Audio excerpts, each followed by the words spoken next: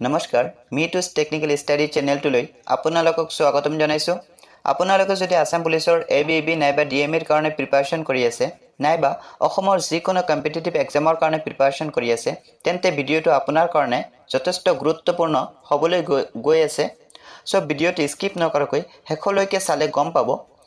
আশা কৰোঁ ভিডিঅ'টো আপোনাক যথেষ্ট উপকৃত কৰিব। আহা এতিয়া সময় নষ্ট নকৰি ভিডিঅ'টো ষ্টাৰ্ট কৰোঁ। প্ৰথমটো কুৱেশ্যন হ'ল আহোমৰ প্ৰথম ৰাজধানী ক'ত আছিল? ইয়াৰ সঠিক এনসাৰটো হ'ব অপশ্যন চি চৰাইদেউ। ইয়াৰ লগতে তোমালোকে মনত ৰাখিবা এই ৰাজধানীটো কেতিয়া প্ৰতিষ্ঠা কৰা হৈছিল? 1253 খ্ৰীষ্টাব্দত। আৰু কোনে প্ৰতিষ্ঠা কৰিছিল? চাওলুং চুকাফা। আহোমৰ শেষৰ কেপিটেল আছিলে যোৰহাট। লগতে মনত ৰাখিবা আহোমৰ শেষৰজন ৰজা আছিলে পুৰন্দৰ সিংহ। দ্বিতীয় নম্বৰ কুৱেশ্যনটো হ'ল আহোম আৰু মোগলৰ মাজত হোৱা শেষ ৰণখনৰ নাম কি আছিল? ইয়াৰ সঠিক এনসাৰটো হ'ব অপশ্যন বি ইটাখুলি ৰণ। ইয়াৰ লগতে তোমালোকে মনত ৰাখিবা ইটাখুলি ৰণটো কেতিয়া হৈছিল? ইটাখুলি ৰণটো হৈছিল 1682ত। আহোম আৰু মোগলৰ মাজত হোৱা প্ৰথমখন ৰণ কি আছিল? প্ৰথমখন ৰণ আছিলে চামদৰা ৰণ আৰু কেতিয়া হৈছিল? 1616 চনত।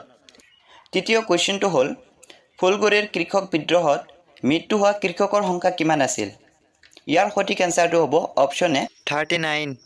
ইয়াৰ লগতে তোমালোকে মনত ৰাখিবা আহিব পাৰে ফুলগুৰিৰ কৃষক বিদ্ৰোহত মৃত্যু হোৱা ইংৰাজ বিষয়াজনৰ নাম কি? ইংৰাজ বিষয়াজনৰ নাম কি আছিল? Lieutenant singer. লগতে তোমালোকে মনত ৰাখিবা ফুলগুৰিৰ কৃষক বিদ্ৰোহ হৈছে অসমৰ প্ৰথমখন কৃষক বিদ্ৰোহ আছিল আৰু এইটো কেতিয়া হৈছিল? 1861ত। 4 নম্বৰ কুৱেশ্যনটো হ'ল আনুষ্ঠানিকভাৱে হিন্দু ধৰ্ম গ্ৰহণ কৰা প্ৰথম আহোম ৰজাজন কোন আছিল? ইয়াৰ সঠিক এনসাৰটো হ'ব অপশ্যন এ জয়ধ্বজ সিংহ। ইয়াৰ লগতে তোমালোকে মনত ৰাখিবা জয়ধ্বজ সিংহই যেতিয়া হিন্দু ধৰ্ম গ্ৰহণ কৰিছিল তেতিয়া এটা নাম গ্ৰহণ কৰিছিল, একচেপ্ট কৰিছিল। সেই নামটো কি আছিল? স্বৰ্গনাৰায়ণ।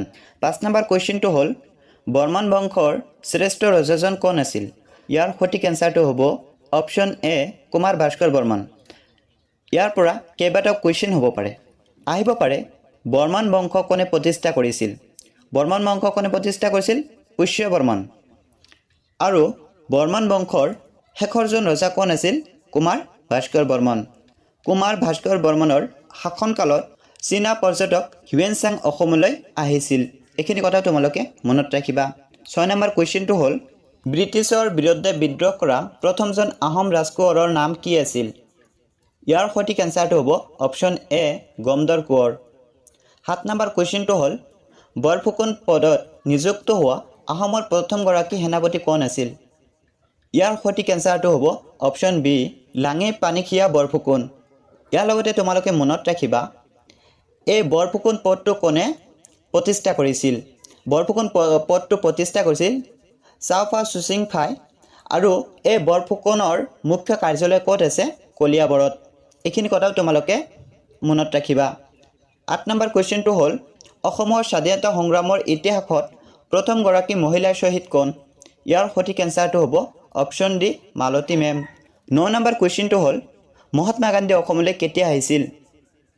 এইটো এটা বহুত ইম্পৰ্টেণ্ট কুৱেশ্যন হয়, মনত ৰাখিবা। ইয়াৰ সঠিক এনসাৰটো হ'ব অপশ্যন এ 1921 চনত। ইয়াৰ লগতে তোমালোকে মনত ৰাখিবা সেই সময়ত অসহযোগ আন্দোলন চলি আছিল আৰু এইটো চনতে অসম প্ৰদেশ কংগ্ৰেছ কমিটি গঠন কৰা হৈছিল। আৰু ইয়াৰ অসম প্ৰদেশ কংগ্ৰেছ কমিটিৰ সভাপতি আছিলে কুলদৰ চলিহা আৰু ইয়াৰ সম্পাদক আছিলে নবীন চন্দ্ৰ বৰদলৈ। লগতে মনত ৰাখিবা মহাত্মা গান্ধীয়ে অসমত টোটাল 4 বাৰ আহিছিল। ফাৰ্ষ্ট 1921, ছেকেণ্ড 1926ত আহিছিল, থাৰ্ড 1934ত আহিছিল এণ্ড ফ'ৰ্থ 1946ত আহিছিল। অ'কে, এইখিনি কথাও তোমালোকে মনত ৰাখিবা। 10 নম্বৰ কুৱেশ্যনটো হ'ল প্ৰথম ঘূৰণীয়া মেচমেলত অংশগ্ৰহণ কৰা অসমৰ একমাত্ৰ প্ৰতিনিধিজন কোন আছিল? ইয়াৰ সঠিক এনসাৰটো হ'ব অপশ্যন চি চন্দ্ৰধৰ বৰুৱা। ইয়াৰ লগতে তোমালোকে মনত ৰাখিবা ফাৰ্ষ্ট ৰাউণ্ড টেবুল কনফাৰেন্স কেতিয়া হৈছিল? মানে প্ৰথম ঘূৰণীয়া মেচমেল কেতিয়া হৈছিল? 1930 চনত। টোটাল 3টা ঘূৰণীয়া মেচমেল হৈছিলে। প্ৰথমটো ঘূৰণীয়া মেচমেল হৈছিল 1930 চনত, দ্বিতীয়টো হৈছিল 1931 চনত আৰু তৃতীয়টো হৈছিল 1932 চনত। ইয়াৰ লগতে তোমালোকে মনত ৰাখিবা B.R. আম্বেদকাৰ এণ্ড তেজ বাহাদুৰ চাপাৰো পাৰ্টিচিপেট কৰিছিলে 3টা ৰাউণ্ড টেবুল কনফাৰেন্সত। 11 নম্বৰ কুৱেশ্যনটো হ'ল মানক আমি বাৰ্মিজ বুলি কওঁ। অ'কে, মান বা বাৰ্মিছৰ প্ৰথম আক্ৰমণ কোন চনত হৈছিল ইয়াৰ সঠিক এনসাৰটো হ'ব অপচন বি 1817 মানে 1817 চনত মানৰ প্ৰথম আক্ৰমণ হৈছিল লগতে তোমালোকে মনত ৰাখিবা মানে অসমত তিনিবাৰ আক্ৰমণ কৰিছিলে ফাৰ্স্ট টাইম আক্ৰমণ কৰিছিলে 1817 চনত সেকেন্ড টাইম আক্ৰমণ কৰিছিলে 1819 চনত আৰু থাৰ্ড টাইম আক্ৰমণ কৰিছিলে 1821 চনত এইখিনি কথাও তোমালোকে মনত ৰাখিবা 12 নম্বৰ কোৱেশ্চনটো হ'ল অসমত দাস প্ৰথা কেতিয়া বিলুপ্ত কৰা হৈছিল ইয়াৰ সঠিক এনসাৰটো হ'ব অপচন বি 1843 চনত ইয়াৰ লগতে তোমালোকে মনত ৰাখিবা ভাৰতবৰ্ষৰ যি বিখ্যাত সতীদাহ প্ৰথা আছিল হেতু এবলিশ কৰা হৈছিল 1829 চনত আৰু কোনে এবলিশ কৰিছিল লৰ্ড উইলিয়াম বেন্টিকে 13 নম্বৰ কোৱেশ্চনটো হ'ল যোৰহাট সাৰ্বজনিক সভাৰ জন্ম কেতিয়া হৈছিল ইয়াৰ সঠিক এনসাৰটো হ'ব 1884 চনত যোৰহাট সাৰ্বজনিক সভাৰ জন্ম হৈছিল আহিব পাৰে ইয়াৰ প্ৰতিষ্ঠাপক কোন আছিল জগন্নাথ বৰুৱা 14 নম্বৰ কোৱেশ্চনটো হ'ল ট্ৰাইবেল লীগ নামৰ সংগঠনটো কেতিয়া গঠন কৰা হৈছিল ইয়াৰ সঠিক এনসাৰটো হ'ব অপচন ডি 1933 চনত 15 নম্বৰ কোৱেশ্চনটো হ'ল অসম ছাত্ৰ সন্মিলন কেতিয়া গঠন কৰা হৈছিল ইয়াৰ সঠিক এনসাৰটো হ'ব অপচন সি 1916 চনত ইয়াৰ লগতে তোমালোকে মনত ৰাখিবা কেতিয়াবা আহিব পাৰে ইয়াৰ মুখপত্ৰ কি আছিল মিলন আৰু ইয়াৰ ফাৰ্স্ট প্ৰেসিডেন্ট আছিল লক্ষ্মীনাথ বেজবৰুৱা আৰু ফাৰ্স্ট অধিৱেশনটো ক'ত হৈছিল গুৱাহাটীত এইখিনি কথা তোমালোকে মনত ৰাখিবা 16 নম্বৰ কোৱেশ্চনটো হ'ল গান্ধীয়ে দক্ষিণ আফ্ৰিকাত কোনখন বাতৰি কাকতৰ আৰম্ভ কৰিছিল ইয়াৰ সঠিক এনসাৰটো হ'ব অপচন সি ইণ্ডিয়ান অপিনিয়ন ইয়াৰ লগতে তোমালোকে মনত ৰাখিবা মহাত্মা গান্ধীয়ে দক্ষিণ আফ্ৰিকাৰ পৰা ভাৰতবৰ্ষলৈ কেতিয়া উভতি আহিছিল 1915 চনৰ 9 জানুৱাৰী তাৰিখে হি সাউথ আফ্ৰিকাৰ পৰা আমাৰ ভাৰতবৰ্ষলৈ উভতি আহিছিল লগতে তোমালোকে মনত ৰাখিবা মহাত্মা গান্ধীৰ পলিটিক্যাল গুৰু আছিল গোপাল কৃষ্ণ গোখলে আৰু মহাত্মা গান্ধীক আমি ফাদাৰ অফ দা নেশন বুলি জানো 17 নম্বৰ কোৱেশ্চনটো হ'ল বংগ বিভাজন কোন চনত কৰা হৈছিল মানে পাৰ্টিশন অফ বেংগল কেতিয়া কৰা হৈছিল ইয়াৰ সঠিক এনসাৰটো হ'ব অপচন বি 1905 চনত ইয়াৰ লগতে তোমালোকে মনত ৰাখিবা সেই সময়ত গভৰ্ণৰ জেনেৰেল আছিল লৰ্ড কাৰ্জন বংগ যে বিভাজন কৰা হৈছিল 1905 চনত এইটো একত্ৰীকৰণ কেতিয়া কৰা হৈছিল 1911 চনত মনত ৰাখিবা 1911 চনটো আৰু ইম্পৰ্টেন্ট হৈ যায় এই কাৰণে যে আমাৰ ভাৰতবৰ্ষৰ যি কেপিটেল আছিল কলকাতা সেই কলকাতাৰ পৰা শিফট কৰি দিল্লী বনাই দিয়া হৈছিল 18 নম্বৰ কোৱেশ্চনটো হ'ল 1857 চনৰ বিপ্লৱৰ প্ৰথম শ্বহীদ কোন আছিল ইয়াৰ সঠিক এনসাৰটো হ'ব অপচন সি মংগল পাণ্ডে 19 নম্বৰ কোৱেশ্চনটো হ'ল ভাৰতীয় জাতীয় কংগ্ৰেছ কেতিয়া স্থাপন কৰা হৈছিল ইয়াৰ সঠিক এনসাৰটো হ'ব অপচন বি 1885ত ইয়াৰ লগতে মনত ৰাখিবা ইয়াৰ প্ৰথম অধিৱেশন ক'ত অনুষ্ঠিত কৰা হৈছিল বম্বেত লগতে মনত ৰাখিবা ভাৰতীয় জাতীয় কংগ্ৰেছৰ ফাউণ্ডাৰ আছিল এ.অ. হিউম আৰু ফাৰ্স্ট প্ৰেসিডেন্ট আছিল উমেশ চন্দ্ৰ বেনাৰ্জী 20 নম্বৰ কোৱেশ্চনটো হ'ল পলাশীৰ যুদ্ধ কেতিয়া হৈছিল ইয়াৰ সঠিক এনসাৰটো হ'ব অপচন সি 1757 চনত 21 নম্বৰ কোৱেশ্চনটো হ'ল জালিয়ানৱালাবাগৰ ইনসিডেন্টটো কেতিয়া সংঘটিত হৈছিল ইয়াৰ সঠিক এনসাৰটো হ'ব 1919 চনৰ 13 এপ্ৰিলত 22 নম্বৰ কোৱেশ্চনটো হ'ল বংগ বিভাজনৰ সময়ত ভাৰতৰ গভৰ্ণৰ জেনেৰেল কোন আছিল ইয়াৰ সঠিক এনসাৰটো অলৰেডি মই কৈ দিছো ইয়াৰ সঠিক এনসাৰটো হ'ব option B lord Curzon 23 number কোৱেশ্চনটো হ'ল ভাৰতৰ শেষৰ ব্ৰিটিছ ভাইসৰয় কোন আছিল ইয়াৰ সঠিক এনসাৰটো হ'ব অপচন সি লৰ্ড মাউণ্টবেটেন ইয়াৰ লগতে তোমালোকে মনত ৰাখিবা ফাৰ্স্ট ব্ৰিটিছ ভাইসৰয় আছিল লৰ্ড কেনিং 24 নম্বৰ কোৱেশ্চনটো হ'ল 1917 চনত মহাত্মা গান্ধীয়ে সত্যাগ্ৰহ আৰম্ভ কৰা ঠাইখনৰ নাম কি ইয়াৰ সঠিক এনসাৰটো হ'ব অপচন বি চম্পাৰণ 25 নম্বৰ কোৱেশ্চনটো হ'ল কংগ্ৰেছে পূৰ্ণ স্বৰাজ প্ৰস্তাৱ কেতিয়া গ্ৰহণ কৰিছিল ইয়াৰ সঠিক এনসাৰটো হ'ব অপচন বি 1929 চনত ইয়াৰ লগতে তোমালোকে মনত ৰাখিবা পূৰ্ণ স্বৰাজ ফাৰ্স্ট টাইম কেতিয়া পালন কৰা হৈছিল 26 জানুৱাৰী 1930 চনত 26 নম্বৰ কোৱেশ্চনটো হ'ল সুভাষ চন্দ্ৰ বসুৱে কেতিয়া অস্থায়ী চৰকাৰ আজাদ হিন্দ গঠন কৰে ইয়াৰ সঠিক এনসাৰটো হ'ব অপচন এ 1943 মানে 1943 চনত আজাদ হিন্দ ফৌজ গঠন কৰিছিল 27 নম্বৰ কোৱেশ্চনটো হ'ল 1919 চনত ৰবীন্দ্ৰনাথ ঠাকুৰে ত্যাগ কৰা উপাধিটো কি আছিল অলৰেডি মই তোমালোকক কৈছো তোমালোকে ইয়াৰ সঠিক এনসাৰটো কমেন্ট কৰি জনাই দিবা 28 নম্বৰ কোৱেশ্চনটো 1829 চনত সতীদাহ প্ৰথা অপৰাধ বুলি ঘোষণা কৰা গভৰ্ণৰ জেনেৰেলজনৰ নাম কি আছিল এইটো মই অলৰেডি তোমালোকক কৈছো ইয়াৰ সঠিক এনসাৰটো হ'ব অপচন এ লৰ্ড উইলিয়াম বেন্টিক 29 নম্বৰ কুৱেশ্যনটো হ'ল তাজমহল কোনে বনাইছিল ইয়াৰ সঠিক এনসাৰটো হ'ব অপচন এ শাহজাহান ইয়াৰ লগতে মনত ৰাখিবা শাহজাহানে লালকিল্লাও কি কৰিছিল বনাইছিল 30 নম্বৰ কুৱেশ্যনটো হ'ল ফাতেপুৰ সিক্ৰি কোনে সাজিছিল ইয়াৰ সঠিক এনসাৰটো হ'ব অপচন সি আকবৰে 31 নম্বৰ কুৱেশ্যনটো হ'ল পানিপথৰ প্ৰথমখন যুদ্ধ কোন চনত হৈছিল ইয়াৰ সঠিক এনসাৰটো হ'ব অপচন এ 1526ত মনত ৰাখিবা পানিপথৰ টোটাল তিনিটা যুদ্ধ হৈছিল প্ৰথমটো যুদ্ধ আছিল 1526ত সেকেন্ড বেটেলটো আছিল 1556ত আৰু থাৰ্ড বেটেলটো আছিল 1761ত 32 নম্বৰ কুৱেশ্যনটো হ'ল বিখ্যাত কুতুব মিনাৰ কোনে সাজিছিল ইয়াৰ সঠিক এনসাৰটো হ'ব option B Qutubuddin Aibak 33 number কুৱেশ্যনটো হ'ল অসমত প্ৰথমখন অকংগ্ৰেছী চৰকাৰৰ মুখ্যমন্ত্ৰী গৰাকী কোন আছিল ইয়াৰ সঠিক এনসাৰটো হ'ব অপচন সি গোলাপ বৰবৰা ইয়াৰ লগতে তোমালোকে মনত ৰাখিবা 1978ত প্ৰথমবাৰৰ কাৰণে অকংগ্ৰেছী চৰকাৰ গঠন কৰা হৈছিল আৰু কোনটো দলৰ পৰা গঠন কৰিছিল জনতা পাৰ্টিৰ পৰা গঠন কৰিছিল 34 নম্বৰ কুৱেশ্যনটো হ'ল অসমত প্ৰথমবাৰৰ বাবে ৰাষ্ট্ৰপতি শাসন কিমান চনত বলবৎ কৰা হৈছিল ইয়াৰ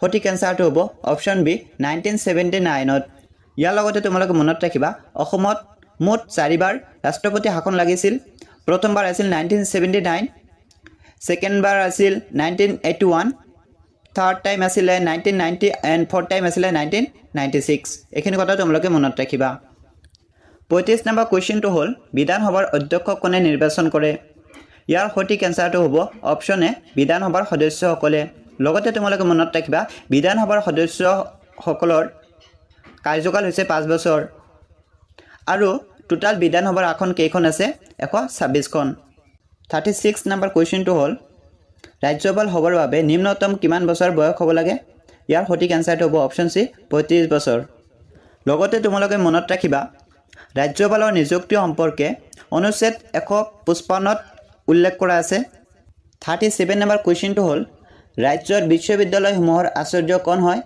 ইয়াৰ সঠিক এনসাৰটো হ'ব অপচন এ ৰাজ্যপাল 38 নম্বৰ কুৱেশ্যনটো হ'ল অসমৰ প্ৰথম মহিলা মুখ্যমন্ত্ৰী গৰাকী কোন আছিল ইয়াৰ সঠিক এনসাৰটো হ'ব অপচন বি সৈয়দা আনোৱাৰা টাইমৰ 39 নম্বৰ কুৱেশ্যনটো হ'ল অসমৰ স্বাধীনতা আন্দোলনৰ প্ৰথম শ্বহীদ কোন আছিল ইয়াৰ সঠিক এনসাৰটো হ'ব option C Piyoli Phukan 40 number কুৱেশ্যনটো হ'ল মুখ্যমন্ত্ৰী কোনে নিযুক্ত দিয়ে ইয়াৰ সঠিক এনসাৰটো হ'ব অপচন এ ৰাজ্যপালে 41 নম্বৰ কুৱেশ্যনটো হ'ল স্বাধীন অসমৰ প্ৰথম ৰাজ্যপাল গৰাকী কোন আছিল ইয়াৰ সঠিক এনসাৰটো হ'ব অপচন সি ছাৰ ছলে আকবৰ হায়দৰী 42 নম্বৰ কুৱেশ্যনটো হ'ল পৌৰ নিগমৰ সৰ্বোচ্চ সদস্য সংখ্যা কিমান হ'ব লাগে ইয়াৰ সঠিক এনসাৰটো হ'ব অপচন বি 60 জন 43 নম্বৰ কুৱেশ্যনটো হ'ল পৌৰ নিগমৰ কাৰ্যকাল কিমান ইয়াৰ সঠিক এনসাৰটো হ'ব অপচন সি 5 বছৰ এজ পাৰ আৰ্টিকল 243 ইউ আমি ক'ব পাৰোঁ যে পৌৰ নিগমৰ কাৰ্যকাল কিমান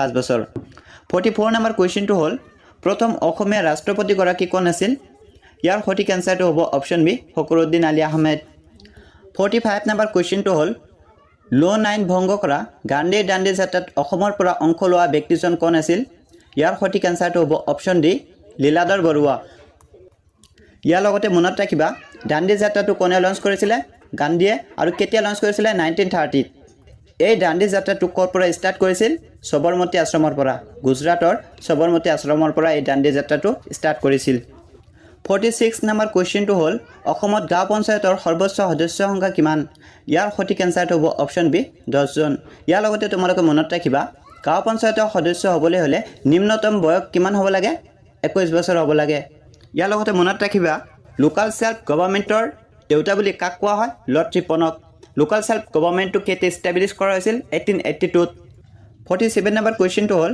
প্ৰথম অসমীয়া ৰাজ্যপালজন কোন ইয়াৰ সঠিক এনসাৰটো হ'ব অপচন সি বিষ্ণুৰাম মেধি ইয়াৰ লগতে তোমালোকে মনত ৰাখিবা বিষ্ণুৰাম মেধিয়ে ফাৰ্ষ্ট টাইম তামিলনাডুৰ গভৰ্ণৰ আছিল 48 নম্বৰ কুৱেশ্যনটো হ'ল ভাৰতীয় সংবিধান অনুসৰি নাগৰিকৰ মৌলিক অধিকাৰৰ সংখ্যা কিমান ইয়াৰ সঠিক এনসাৰটো হ'ব অপচন সি 6টা ইয়াৰ লগতে মনত ৰাখিবা 44th কনষ্টিটিউশ্যনেল এমেণ্ডমেণ্ট এক্ট 1978ৰ আগতে সংবিধানত টোটাল মৌলিক অধিকাৰ আছিল 7টা ৰাইট বাট 44th কনষ্টিটিউশ্যনেল এমেণ্ডমেণ্ট এক্টৰ জৰিয়তে আৰ্টিকল 31 যেটো ৰাইট টু প্ৰপাৰ্টি আছিল সেইটো এবলিশ কৰি লিগেল ৰাইট বনাই দিয়া হৈছিল আৰু এইটো ক'ত ৰখা হ'ল article 300A under the part 12 ইয়াৰ লগতে মনত ৰাখিবা এই মৌলিক অধিকাৰসমূহ জাষ্টিচিয়েবল হয় আৰু এই মৌলিক অধিকাৰসমূহ কোনটো পাৰ্টত মেনশ্যন কৰা আছে পাৰ্ট 3ত মেনশ্যন কৰা আছে 49 নম্বৰ কুৱেশ্যনটো হ'ল ভাৰতৰ সংবিধানত নাগৰিকৰ কিমানটা মৌলিক কৰ্তব্য সন্নিৱিষ্ট কৰা হৈছে ইয়াৰ সঠিক এনসাৰটো হ'ব অপশ্যন সি 11টা ইয়াৰ লগতে তোমালোকে মনত ৰাখিবা চৰণ সিং কমিটিৰ ৰিকমেণ্ডেশ্যনৰ ওপৰত বেছ কৰি 1976ত 42nd এমেণ্ডমেণ্টৰ জৰিয়তে ভাৰতৰ সংবিধানত এটা নতুন আৰ্টিকল আৰু এটা নতুন পাৰ্ট এড কৰা হৈছিল আৰ্টিকলটো আছিল 51A আৰু পাৰ্টটো আছিল পাৰ্ট 4A ইয়াৰ লগতে তোমালোকে মনত ৰাখিবা প্ৰথম অৱস্থাত ইয়াৰ 10টা মৌলিক কৰ্তব্যৰ বিষয়ে সন্নিৱিষ্ট কৰা হৈছিল ইয়াৰ পিছত 2002 চনত 86th এমেণ্ডমেণ্টৰ জৰিয়তে ইয়াত আৰু এটা ডিউটি বা কৰ্তব্য এড কৰা হৈছে সো বৰ্তমান টোটাল ফান্ডামেণ্টেল ডিউটিজ কেইটা হ'ল 11টা এইখিনি কথা তোমালোকে মনত ৰাখিবা 50 নম্বৰ কোৱেশ্চনটো হ'ল নাগৰিকৰ মৌলিক অধিকাৰৰ ৰক্ষক কোন ইয়াৰ সঠিক এনসাৰটো হ'ব অপশ্যন সি উচ্চতম ন্যায়ালয় এতিয়া তোমালোকৰ কাৰণে টেষ্ট অফ দা ডে থাকিব যদি তোমালোকে এনসাৰখিনি জানা কমেন্ট কৰি জনাই দিবা প্ৰথমটো কোৱেশ্চন হ'ল অসমৰ পুৰণি নাম কি আছিল দ্বিতীয়টো কোৱেশ্চন হ'ল অসমৰ গুৱাহাটী হাইকোৰ্ট কিমান চনত স্থাপন কৰা হৈছিল নেক্সট পাৰ্টত এইখিনিৰ এনসাৰ মই জনাই দিম লগতে top 50 most important MCQ discuss কৰিম ওকে আশা কৰো কোৱেশ্চনসমূহৰ লগতে যিসমূহ এক্সট্ৰা ইনফৰমেশ্যন মই দি গৈছো সেইসমূহেও আপোনাৰ আগন্তুক এক্সামৰ প্ৰিপাৰেচনৰ ক্ষেত্ৰত যথেষ্ট সহায় কৰিব তোমালোকে যদি ফাৰ্ষ্ট টাইম এই চেনেলটোত ভিজিট কৰিছা তেতিয়াহ'লে চেনেলটো সাবস্ক্ৰাইব কৰি বেল আইকনটো প্ৰেছ কৰি ৰাখিবা আৰু এতিয়ালৈকে যদি তোমালোকে আমাৰ হোৱাটছআপ গ্ৰুপত জয়েন হোৱা নাই ডেসক্ৰিপচনত লিংকটো দি দিছো জয়েন হৈ যাবা সো এইখিনি আছিল আজিৰ ভিডিওটো চাই তোমালোকে কেনে পালা কমেন্ট কৰি জনাই দিবা ভিডিওটো শেষলৈ চোৱাৰ কাৰণে আপোনাক অশেষ ধন্যবাদ